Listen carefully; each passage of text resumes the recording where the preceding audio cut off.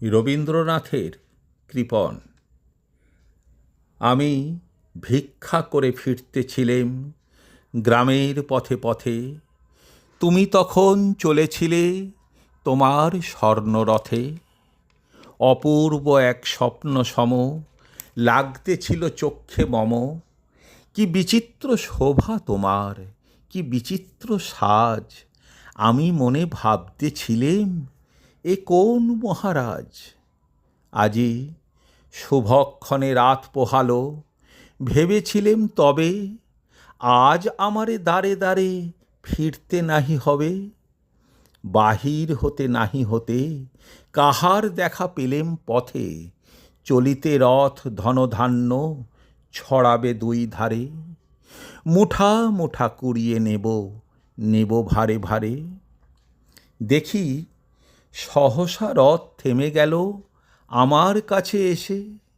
আমার মুখ পানে চেয়ে নামলে তুমি হেসে। দেখে মুখের প্রসন্নতা জুড়িয়ে গেল সকল ব্যথা। হেন কালে কিসের লাগে, তুমি অকস্মাৎ আমায় কিছু দাও গো বলে বাড়িয়ে দিলে হাত। মরি, এ কি কথা রাজাধিরাজ, আমায় দাও গো কিছু। শুনে ক্ষণকালের তরে রইনু মাথা নিচু। তোমার কি বা অভাব আছে ভিখারি ভিক্ষুকের কাছে, এ কেবল কৌতুকের বশে আমায় প্রবঞ্চনা। ঝুলি হতে দিলেম তুলে একটি ছোট কণা।